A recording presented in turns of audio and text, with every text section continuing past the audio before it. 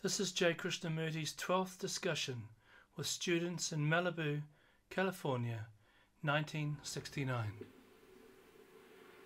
Shall we go on with what we were talking about yesterday? Would that be worthwhile?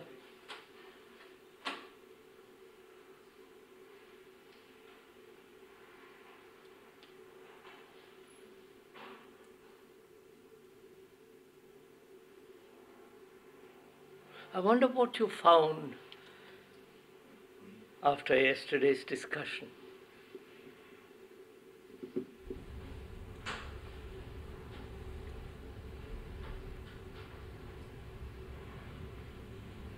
As one observes, life is a series of actions.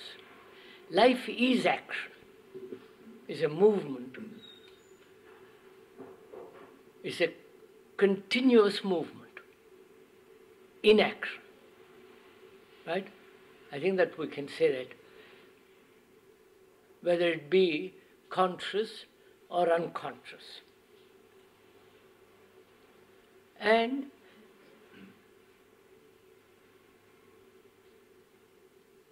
where does the conflict come into action?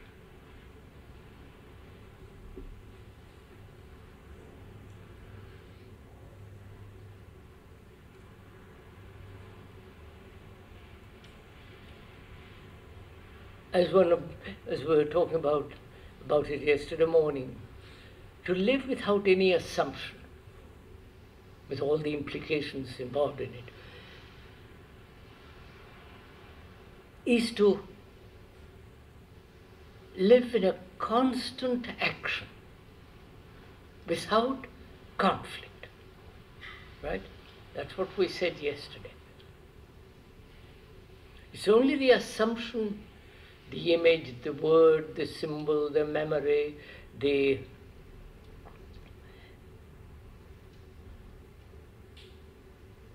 assumption and so on, that seem to bring a contradiction, a division, a break in action.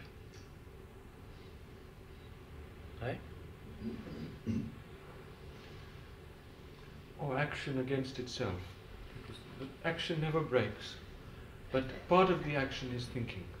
And this action goes against the action of life. Yeah, don't assert anything yet.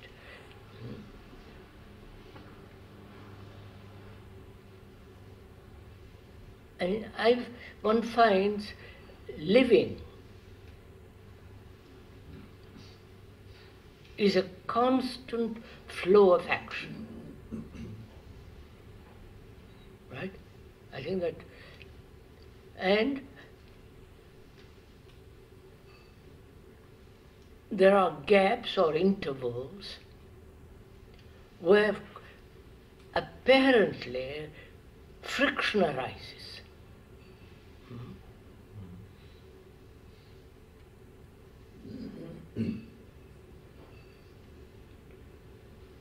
And that friction, as they pointed out just now, it may be another kind of action which may be contradictory or opposing or restraining. And so there is always a break. And I was asking myself whether it is possible to live in a continuous movement, which is actually life, which is without any break, without any contradiction, so that everything flows without any friction.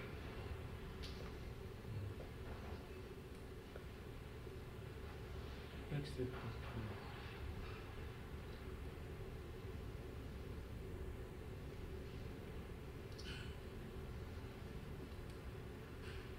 Love is an action. Love is action. And with it apparently goes jealousy, hate. Fear. All the rest of it. And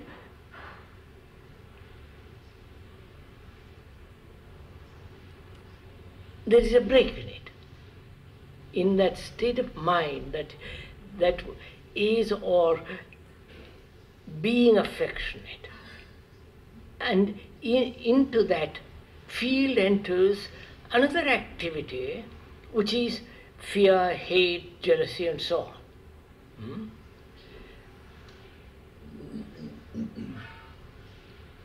One predominates the other.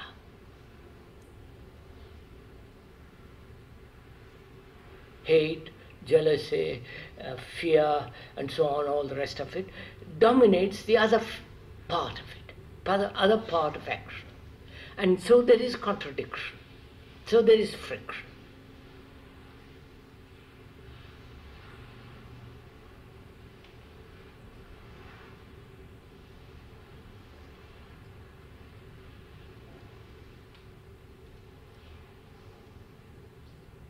So one asks if it is possible to live not only without any friction, but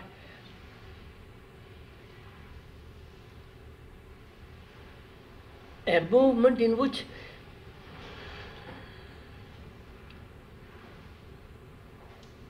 my whole consciousness as me, who is afraid and all that, is absent.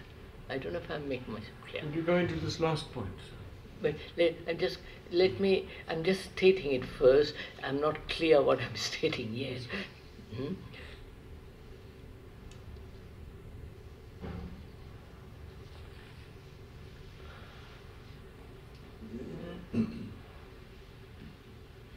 What did I say?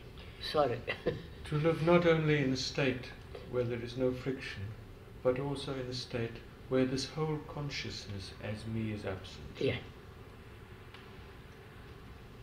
Because as we saw yesterday, the me is assertion. The word, the memory, the fear, the conditioned state.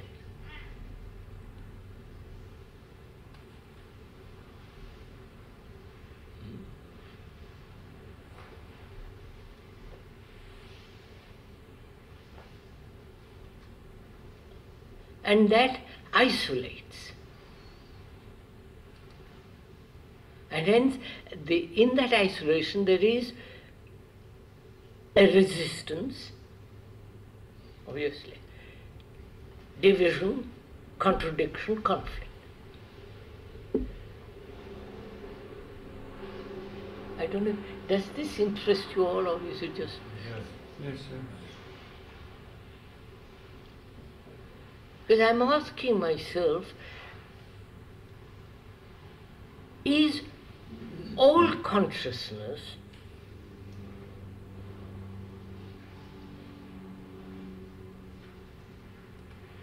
a contradiction? So when you say that, what do you mean by consciousness? Wait, sir. Just, sir, don't jump at it yet.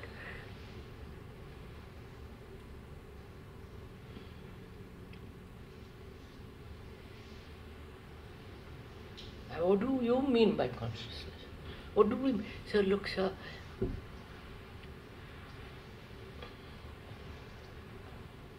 When am I conscious of anything? When is one conscious? One is awake.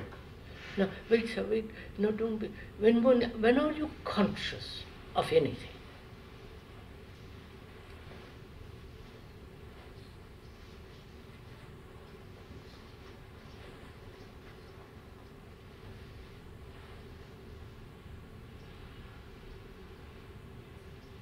You can verbalize it? No, conscious. I'm conscious. When you're attentive. No, sir. Look, I'm conscious of you. I'm conscious of those trees. When you perceive something? Your mind is attentive to it. When am I conscious of myself?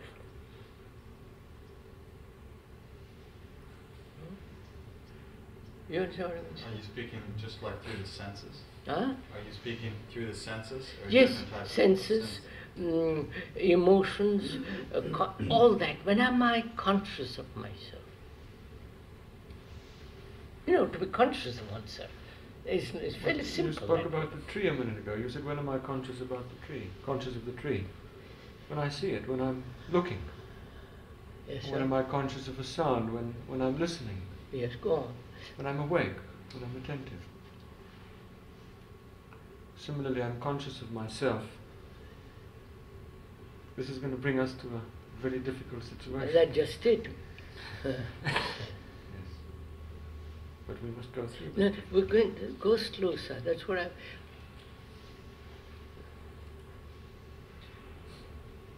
I am conscious of myself only when there is pain or pleasure, isn't it? With its variations in that. Otherwise, I'm not conscious of myself. I'm conscious of you, the microphone, the tree, the color, but being conscious of oneself, I'm talking of, not of something.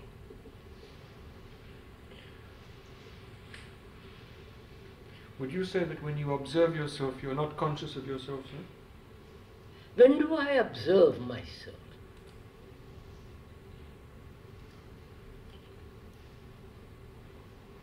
I observe myself in conflict. Yeah, I observe myself in conflict when I'm forced to, when circumstances compel me to be aware of myself so that I act differently, and so on.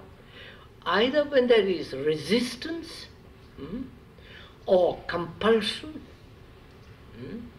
or frustration in wanting to do something, trying to fulfill, and frustrated, which is all we can say conflict of, whether it's a pleasurable conflict or painful conflict.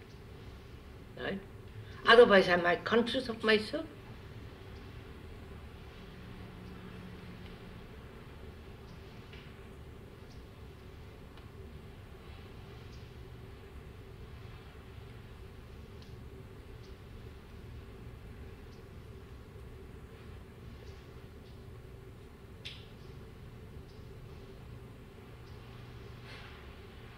I don't think you are. Then what takes place? See, all that we know is this consciousness of conflict.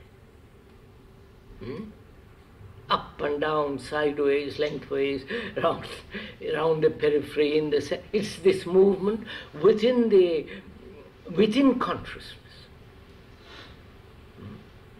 Right? So my consciousness is,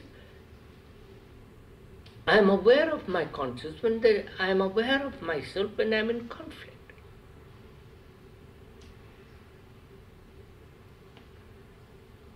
No?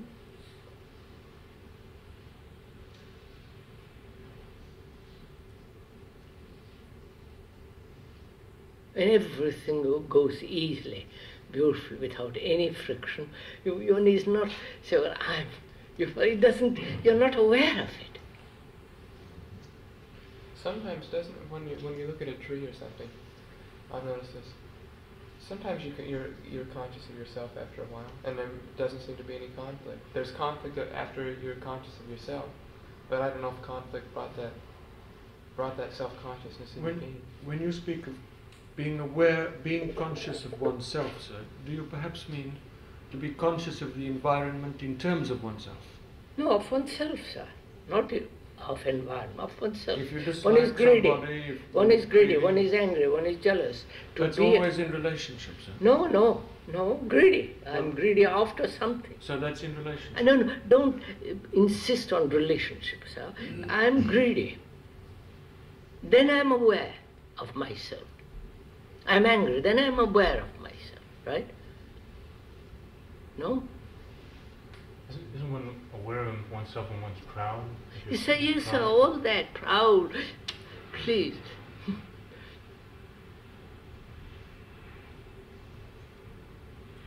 I'm curious to know if it's always when there's a conflict that you are self-conscious. Are you aware of yourself when you're not in conflict? Well, if you do something and you're proud of it, you're aware of yourself, but there's no conflict. But if somebody says, oh, don't be an ass, you're not, it isn't nothing at all to be proud about, then you're back again. Well,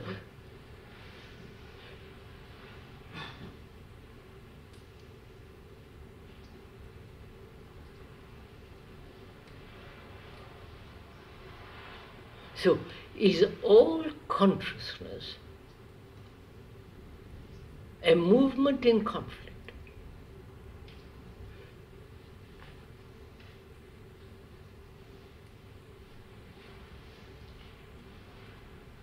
Huh? Are you talking about self-consciousness there, or consciousness in general? Being aware, that's consciousness too. Giving a very special meaning to the word consciousness. Because when you're driving, you're obviously conscious, you're not unconscious. And you might not be self-conscious or aware of yourself. You might be driving most efficiently. You're not unconscious. No. So by consciousness you mean something very special. You don't No, really mean no, what no, people when say you're when they say driving, what takes consciousness. place? When you're driving, You're conscious, you're very alert, you're very awake. alert. Wait, sir. We all know that, sir. We are very conscious of of driving. You're watching far ahead. You're watching the cars. You're watching the side streets, the light, and the slippery road, and everything. You're conscious. You're aware.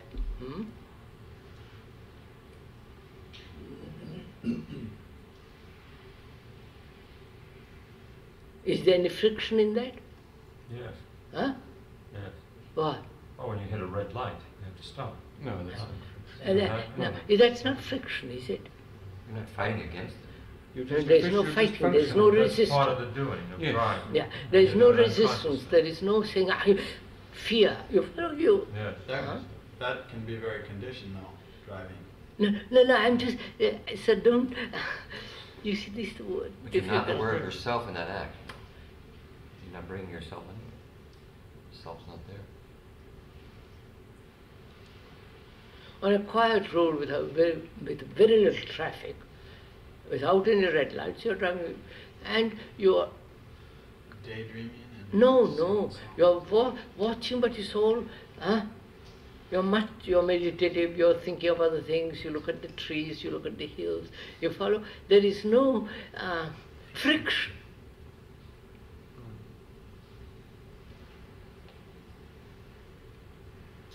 What are we discussing, may I ask? At least I'm asking myself, what am I talking about? What am I asking myself? You're asking two things. You're asking if all consciousness is conflict.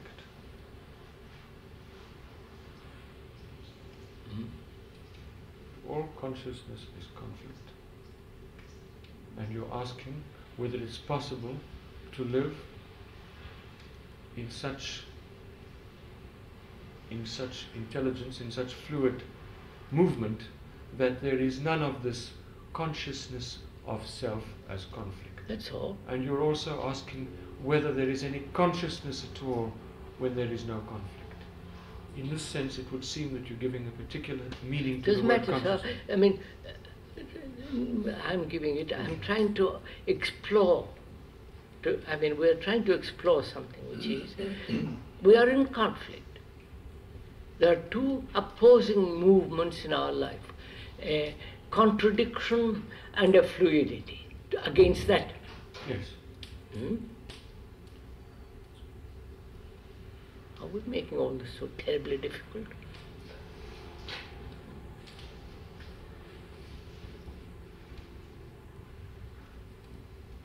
So, all right, let me put it the other way. I want to live without any conflict at all.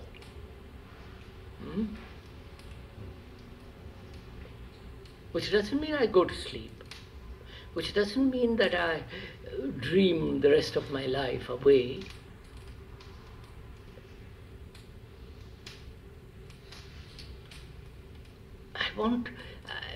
is it possible for a human being to live without any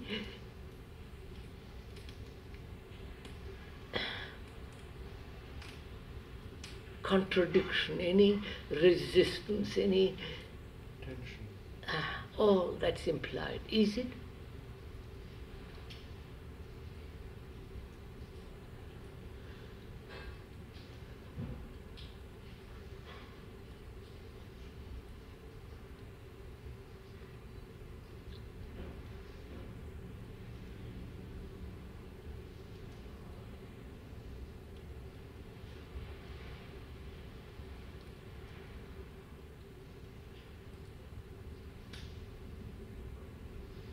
Huh?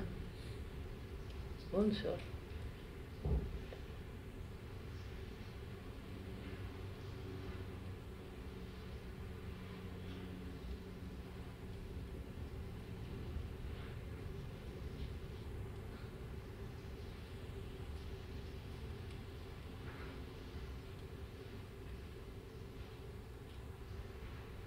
I want to live a peaceful life. Not a cow-like peace, but I want to live with intelligence, with peace, with affection, with love. And below that consciousness of saying I must live that way, there are all the contradictory urges and desires.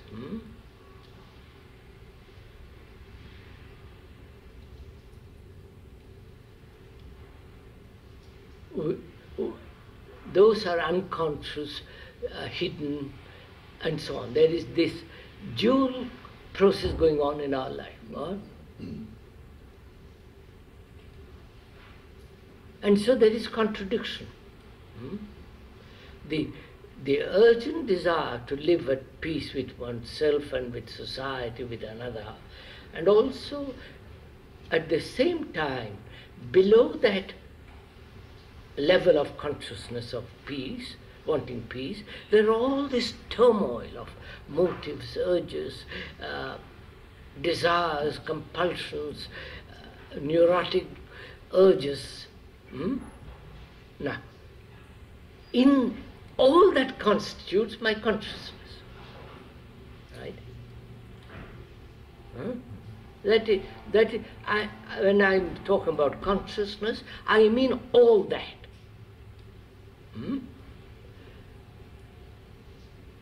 And that's conflict.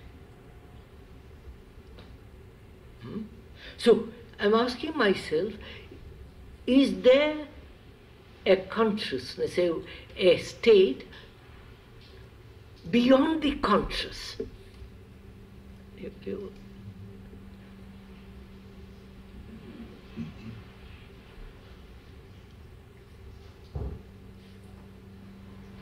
How would you distinguish between the conscious and the unconscious? I mean, what is the property of the conscious which makes it different from this part which is hidden?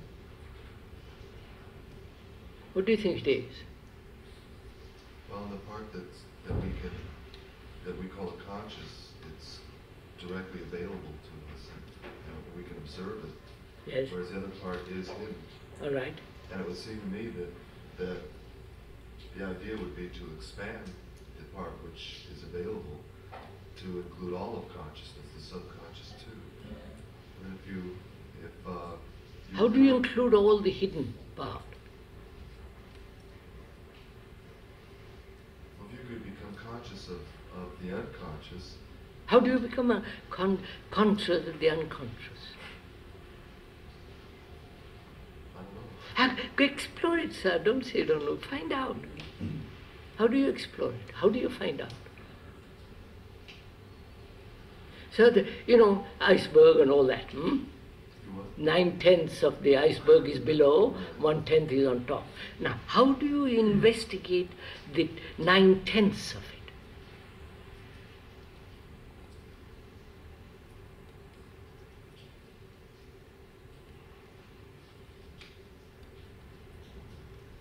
After all, you are, there's a great deal of hidden things in you, of which you don't know. Obviously. So the only way to do it would be just to take the part that is conscious and try and work with that to uncover the... How do you uncover it? By observing it. Can the conscious mind, go into it, observe that which is hidden? Maybe the reason it doesn't observe is because it doesn't want to. Huh? Maybe the reason it doesn't observe is because it In doesn't action, want to. in relationship with things and with people, it can't help but see it if it's looking, can it? It can see it come up as you react. So that means what? That means in order to realize the subconscious, you have to watch yourself in action. And then what takes place? You find you are this or that, right? You discover your motives.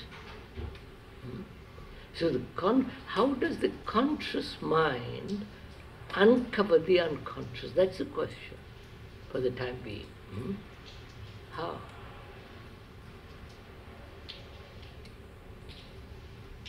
And is the unconscious so very important to discover, to uncover? Huh? It seems to be. And go find out, is the unconscious so important? Well, it's the unconscious that rules the conscious. And in order to understand the mechanism of that control, you have to become conscious of it. Or else you just let What it is the control. unconscious, sir? What is there in the unconscious that is so important, that's guiding us, that's shaping us? What is there? Memory. Go. Things in the Yeah. past. Go on, and sir. so forth. Past, It's everything tradition, we've accumulated, tradition. packaged, and yes, tradition, motives.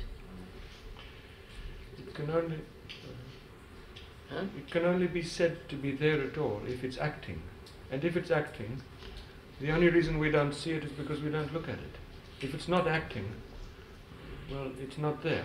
What do you mean it's not there? It may be hidden, it's like, it's there.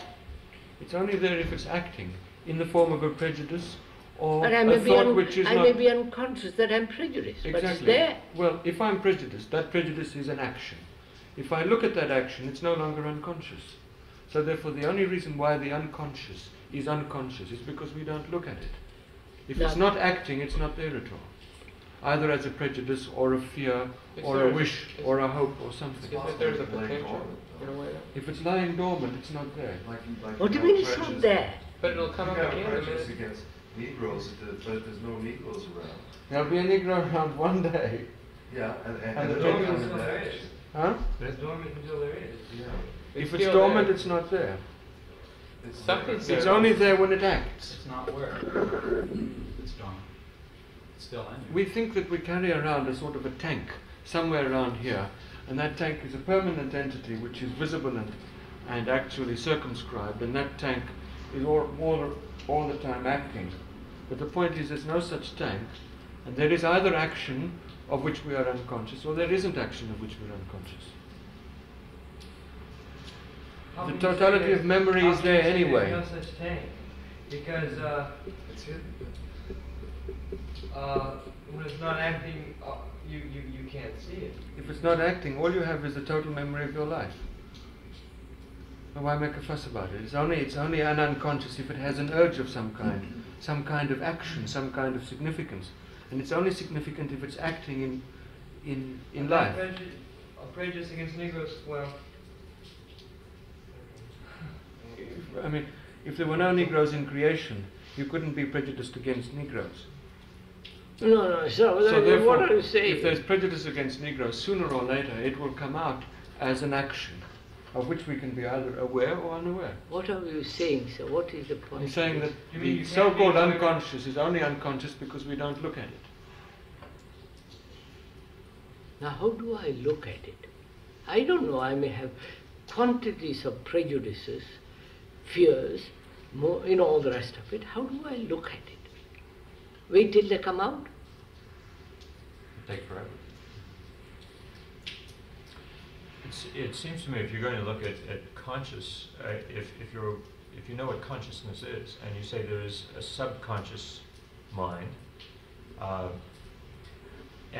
which you want to uncover, if you look very carefully at your conscious mind, and you begin to understand that, and in the understanding you free yourself of conflict in the conscious level, wouldn't it follow that if there were things in your unconscious mind, they would therefore come up and fill your conscious mind, because if you were to clear your conscious mind, the unconscious would have to come through.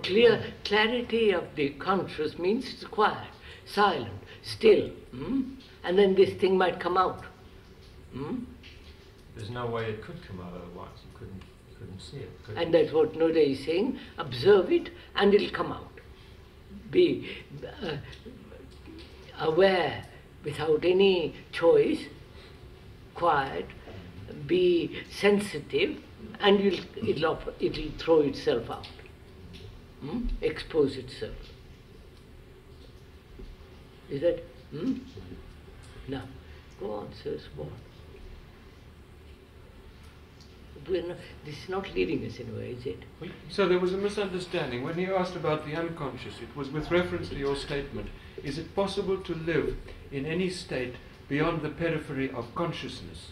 When you said to live beyond the periphery of consciousness, he understood you to mean the unconscious, which was actually a diversion. You were saying, is it possible to live in a way where this totality of our consciousness, that is to say, our me, is not acting?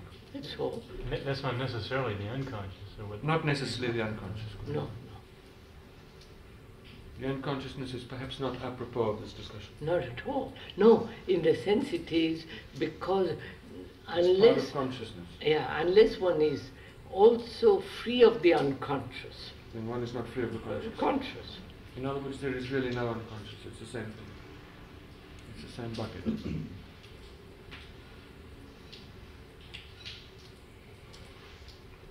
It would seem to me that if the mind were is free of conflict, that consciousness, instead of being divided and part of it hidden, would be almost infinite. Look, sir, let's make it very simple. I want to live peacefully.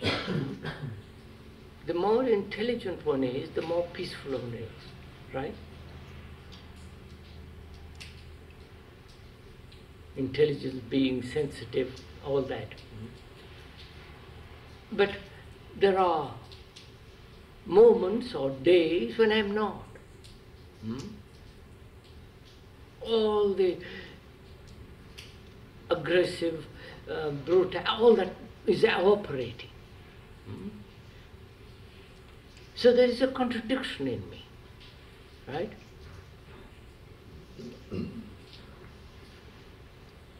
It is not only how am I to be free of this contradiction, but to live in a state of peace which is never disturbed in the sense, nothing can disturb it. Nothing.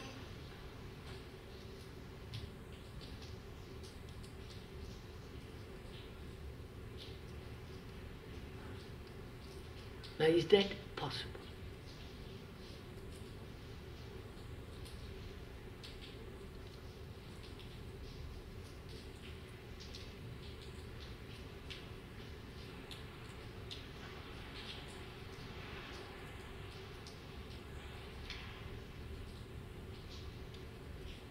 You see, to love obviously means not to hate, not to have enmity, not to have greed, ambition, all the violent anxiety, and so on, so on. But I have all those in me.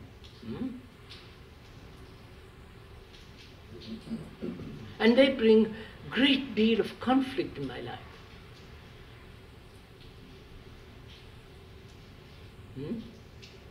Now, what am I to do?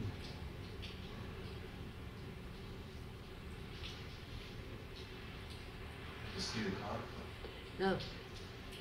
When you have to understand the process by which they come into being and are continued. I mean, is the unconscious today the result of what you did consciously yesterday? Oh my God, that will take years and years. To understand the process, I mean, what you do with Yes, your no, mind. but I want to find, sir, a way of not going through all that.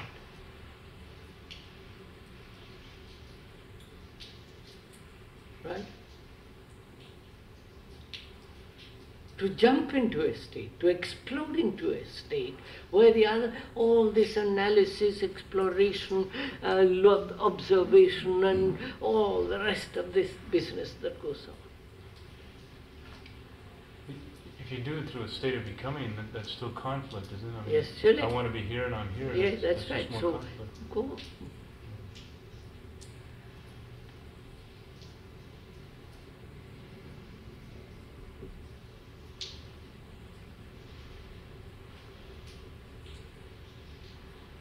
There must be an explosion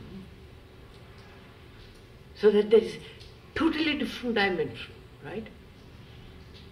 Not go through all these everlasting processes.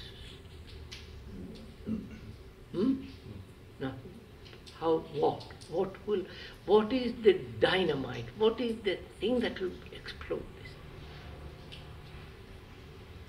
There's got to be something which is at the base of all this, and if you see that, Aye, then everything else so that follows. you don't put the question, that's all I'm... I know, I can't find the question.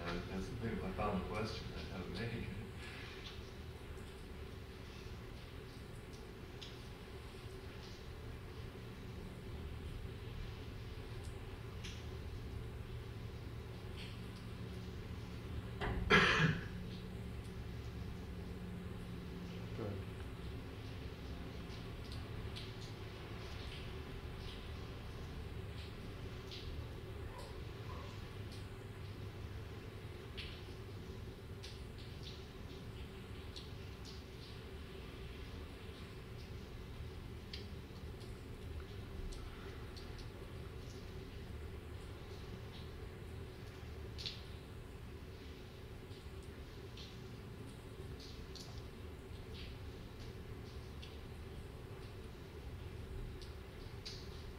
Don't you know people, sirs, who have struggled, who say, I must do this, I'm exploring, I'm examining, I'm searching, I'm joining this group, changing to that group, I've become this and I'm changing.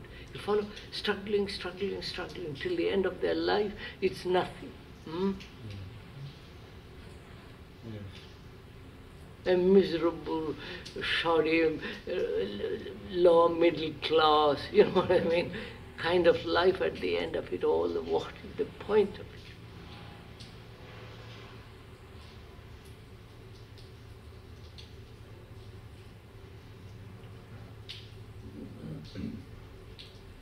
Is there a way or something that will bring about a real explosion that things are entirely different from this moment, from that moment?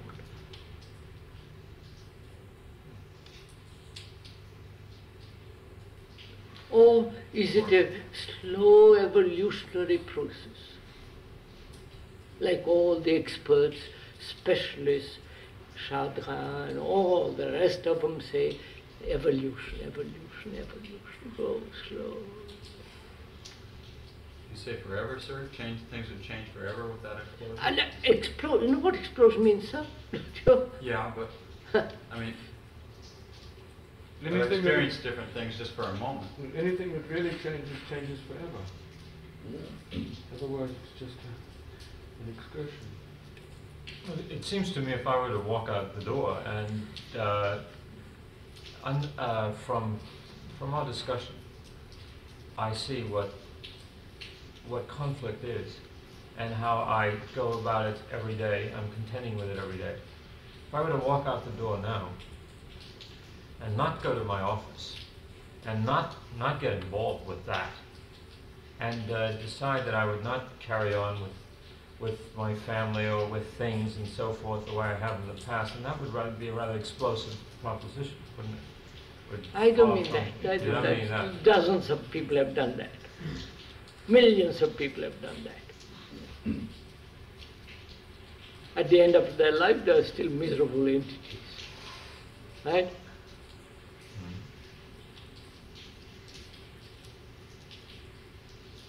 But we're so conditioned to use No. I understand all that.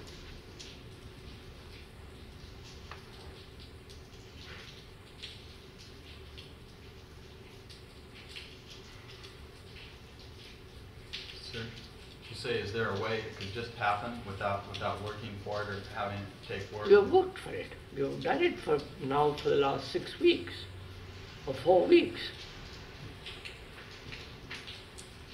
Yet it's not an action of the will. And that, you see. All right, sir. You have said all the things you have. Right, and then where are you?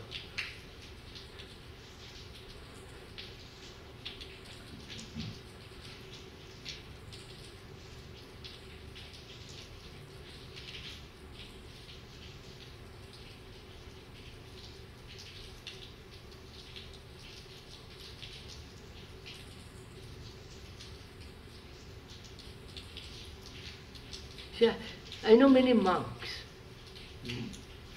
who have given up everything. Office, family, children, sex, shut their eyes to pleasure, everything. 1 meal a day and a cloth and what? There are shoddy little entities at the end of it.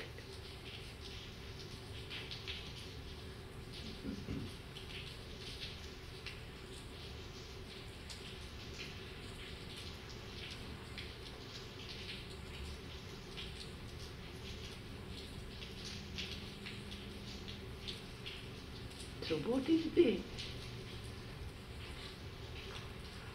element that brings about this tremendous instant revolution?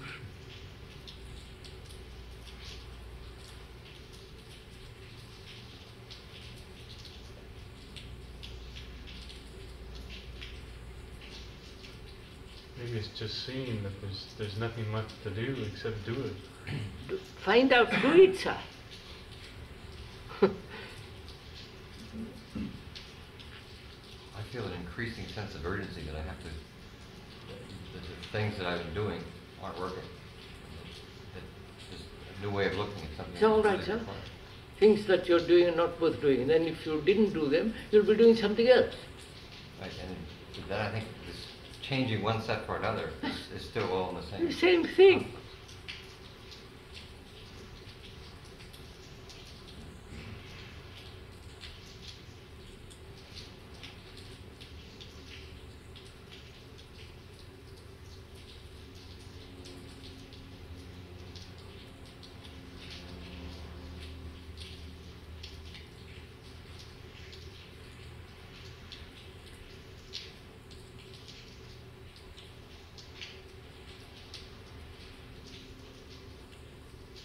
I think I got the answer.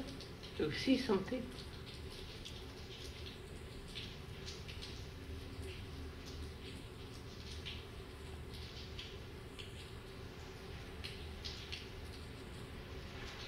If you say, if I don't do this, I will do something else, which is the same thing. Yeah. And therefore, not doing anything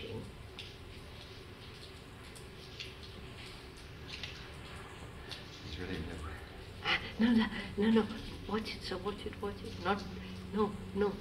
You understand what I'm saying? Huh? Not doing any alternative. No.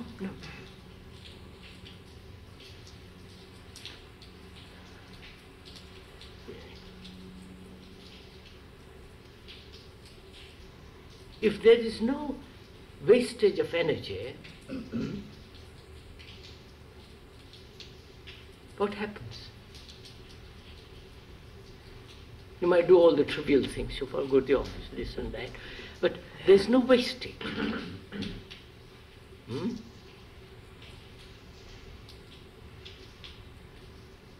There must be explosion, right?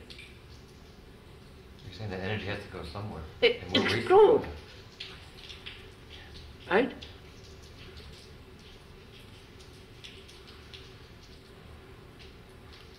been that energy that's caused the anxiety to keep us going in the struggle, is that we don't know what to do with it when we are quiet.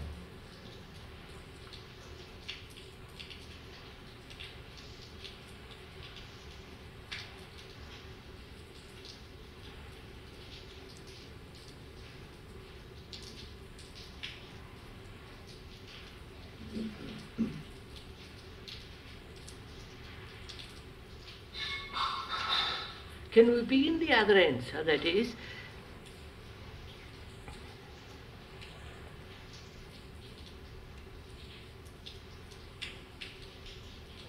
if there is no movement of thought at all,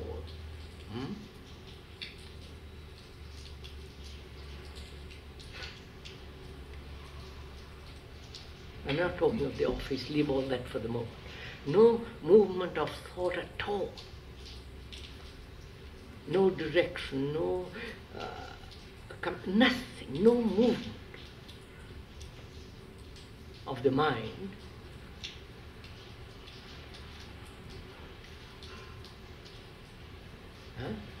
There must be an action then, totally different.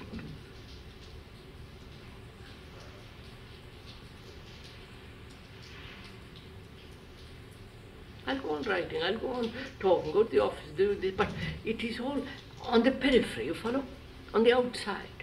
And here at the center, there is no movement of any kind. I don't know if I'm...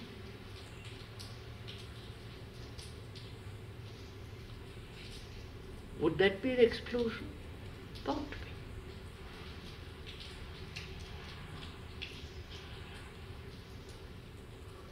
Or am I going cocoa?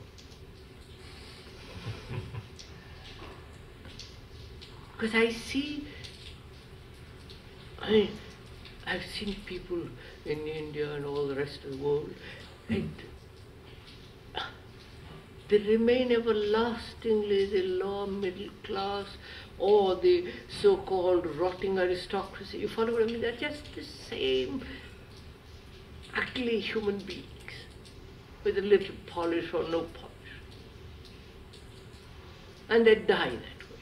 And I may die also that way. But I say, my God, there must be some explosion that will change my whole mind, everything will be new. Therefore, I must find it. There must be an explosion. So I said, no, what am I to do? I don't know.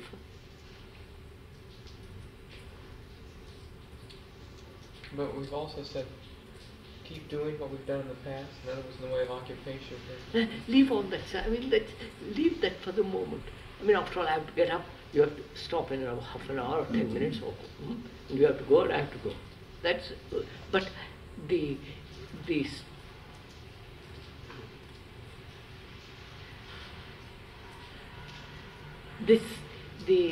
steam and the whatever it is that will explode. That is important. And then the other things, I will or I will not. I don't know, right?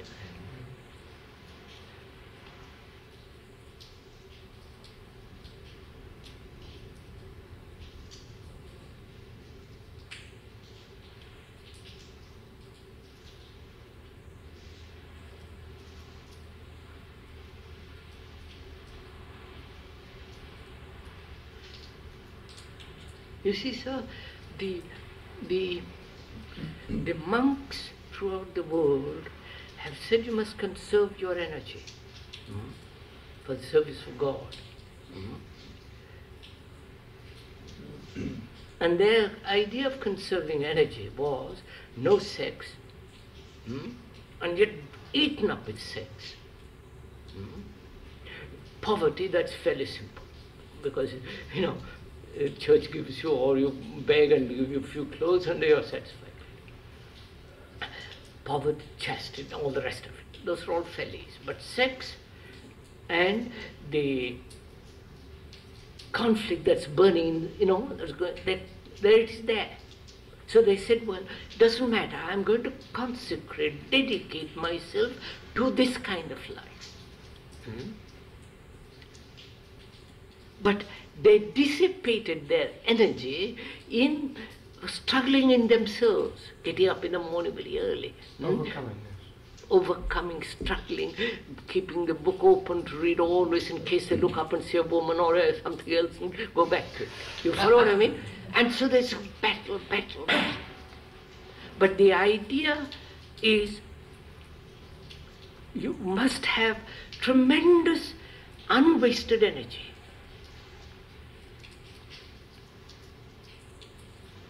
Which is not physical energy.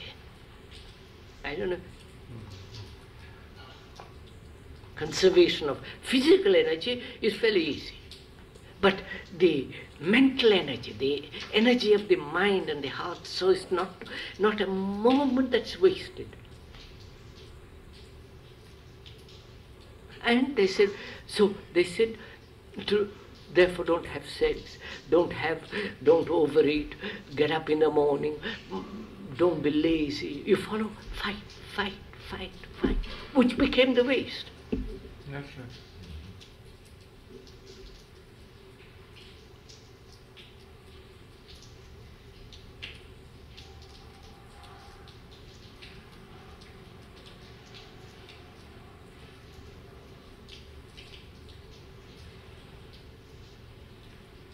So what?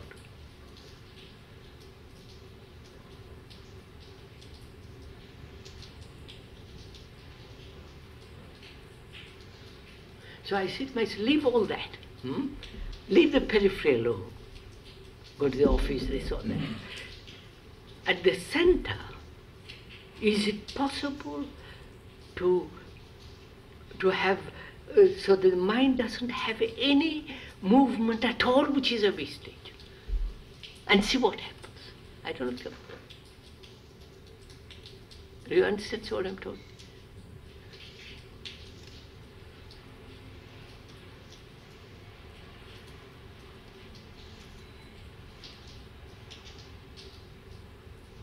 Explosion is not any explosion, physically, is from the center, not from the outside, right? And we're always concerned with the explosion from the outside.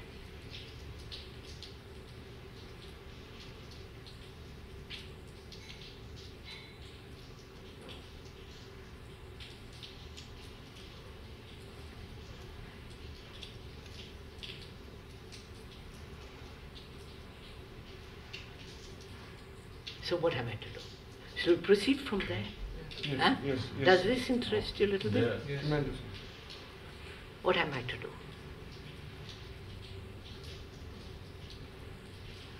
I think this is where meditation comes in.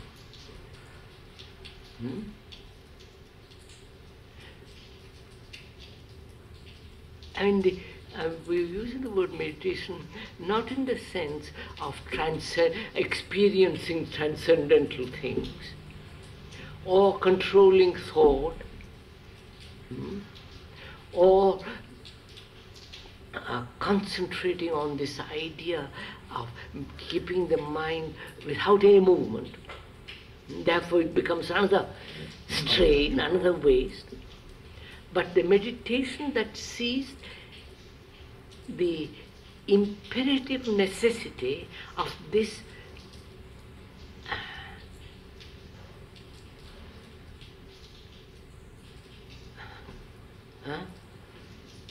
of the state of mind in which there is no waste of energy.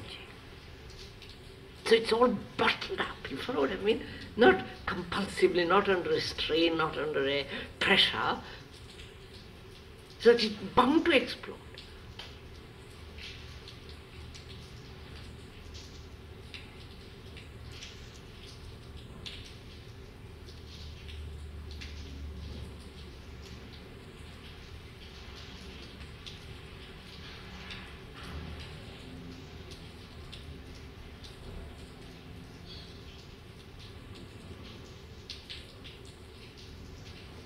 So if I have a shoddy little mind, and I can go on analyzing, discussing, you follow, pushing it around, somebody educating it, say I must have, at the end of it all I will be just a petty little mind still.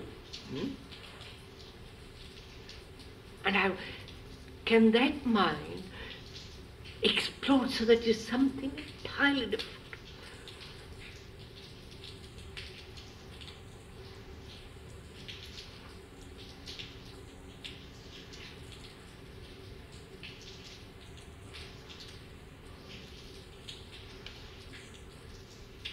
It's going to explode from the center. We have to know what the center is. No, we're going back to the good old stuff.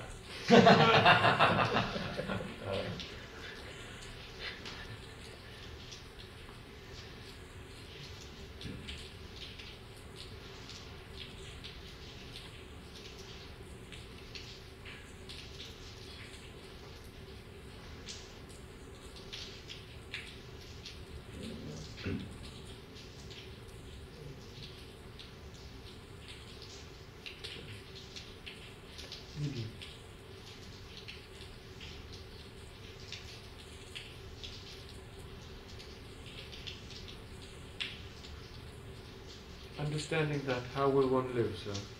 I don't know. Don't bother. No, I don't want to know how to live. That's a formula. No, I want to know how to explode. That's all my concern, right? I'm not interested what happens after.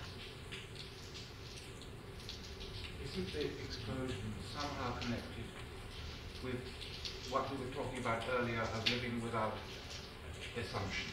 Yes. Because it's the assumptions that create the conflict. Yes. Wastes the energy. Yes. And therefore, if you could somehow live without these assumptions, you would be in a state in which the explosion would be possible. But have we lived, sir, since we talked about it yesterday, have you and I lived without any assumption for a single day? Why not? I'm not saying you. Yeah, I know, I'm not being personal. Why not? Yeah.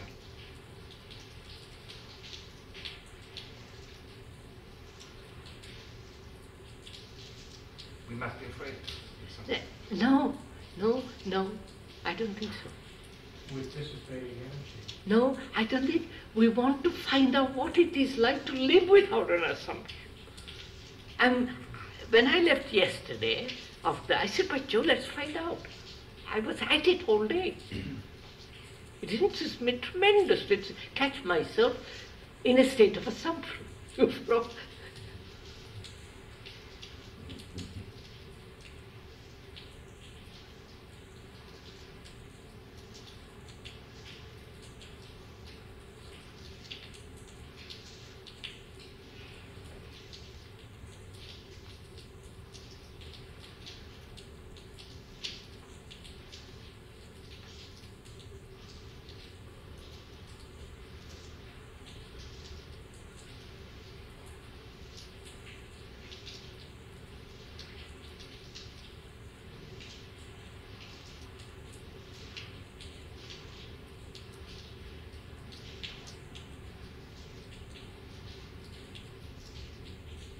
So you see, take the monks, which is really, they're quite odd people.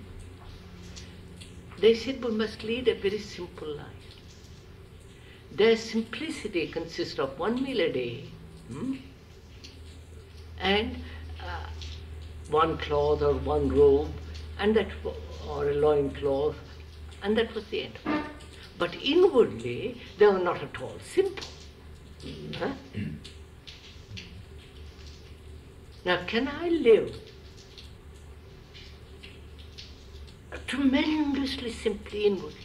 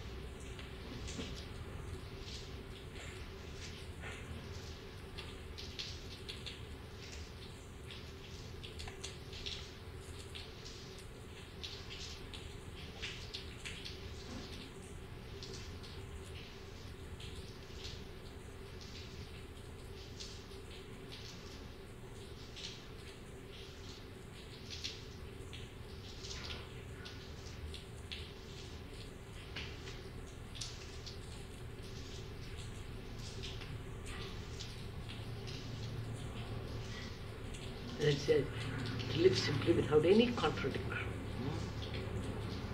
Right? So the contradiction being conflict and all the rest of it. Live one day